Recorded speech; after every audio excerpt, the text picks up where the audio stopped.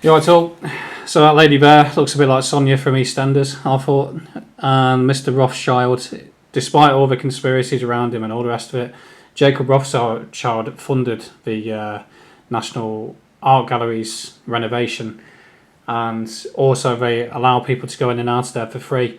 So despite everything everyone says about him and all the memes, whether or not they're true, the thing is, if you ever ask anyone to really prove any of this, they can't really. You know, we're all seeing these theories about him on YouTube, but whatever. You know, to be fair, this is a National Art Gallery and also the National Portrait Gallery in Trafalgar Square in London.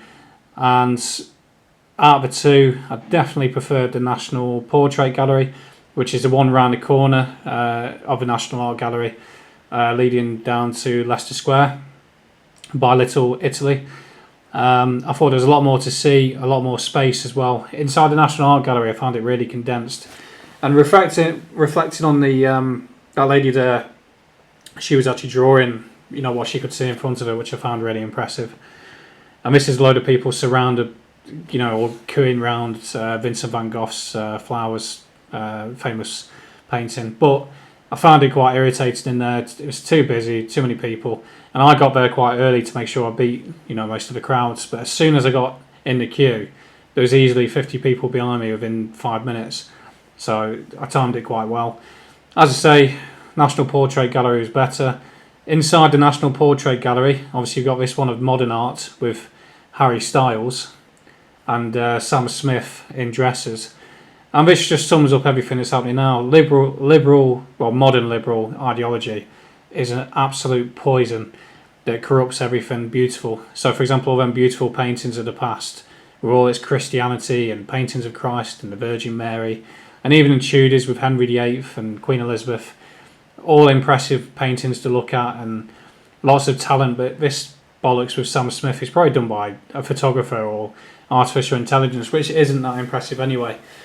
Obviously, with everything that's going on right now, with the collapse of Doctor Who, you know, a much-loved television series that spanned for a long period of time, it kind of sums up modernism generally, you know, the modern world. The modern liberal ideology just ruins everything. You know, Doctor Who's going to collapse. Amazon's just bought James Bond, I believe, so before you know it, we're probably going to have a transsexual Muslim James Bond or something like that. There was one other, but can't quite remember which one it was. There was something else that they've ruined recently as well. But yeah, so the National Portrait Gallery, it reminded me a little bit of the Victorian Albert Museum. You know, with all its old Victorian celebrations of the achievements of that age. Like this painting here, that won't last in the modern world. You know, a black man kind of being subservient to, you know, a white queen and Lord Kitchener and Sir Oswald Mosley, the Union of Fascists. All of them people, that won't survive the new world. You know, imagine if, I don't know, 10 years, 20 years, 30 years, you know, if everything carries on as it is, this place will probably mysteriously erupt into flames, you know, like the that leaning pub in the Black Country. Is it Wombourne in Staffordshire? That historically, you know, wonky pub that just mysteriously burst into flames, you know. Or the that tree on Hadrian's Wall, you know, that got cut down. All these iconic things that, you know, really significant moments in this country, it will have to come down, you know, in the brave new utopia these people are trying to create. And yeah, so I've gone off on a bit of a tangent there, really, but there you go. You know, young King Henry VIII. Is it Anna Cleves next to him? I can't quite remember, to be honest. Richard III obviously died at the Battle of Bosworth, 1485. Can't quite remember who that was. But yeah, as you see, you know, you walk around, you got all these impressive busts and historic paintings of the past. And also, I have to add, nobody bothered me at all. And also, that's what I was going to add. So Jacob Rothschild, you know, he paid for the renovation of these museums. And you know what? They let you in for free. You don't even have to pay to go in there. So despite all the theories about him and all that, I'm not saying they might not be true, but I'm just saying It says a lot, but they let you go in there for free. We should be grateful without a doubt.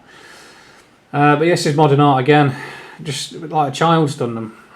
It just celebrates like idiocracy. It doesn't really encourage people to better themselves. And about old architecture of the past, it was designed to inspire people to be the best version of themselves as possible. And obviously now look at all these brutalist communist sort of blocks. Here you go. What is that? A face nappy. And it's some sort of reference maybe to what was going on nearly 5 years ago. But that's filmed David Beckham sleeping, and put it on a plasma TV and called it art. This is again modern art. So I filmed the stuff that I didn't want to photograph, so I could comment on it later and make sure I didn't include it in any of my albums. This disgusted me, to be honest. What is that? That was really creepy. I think it'd be on Clinton Baptiste's radar here. Anyone who doesn't know what Clinton Baptiste is, look up Phoenix Nights, Clinton Baptiste, you'll find it. Modern art again, squiggly drawing of a lady, presumably with a black eye by the look of it. Queen Elizabeth I. And downstairs you had a bit towards Noel Gallagher, who'd put together some funky music for that. Anyway, I left out into Leicester Square, which was rammed, as you'd imagine, half-term, Piccadilly Circus. There's a couple of black guys performing by Piccadilly Circus. Good one of the rail conductor by Holborn. And people catch my eye on the underground, like this guy with a flat cap and a long coat.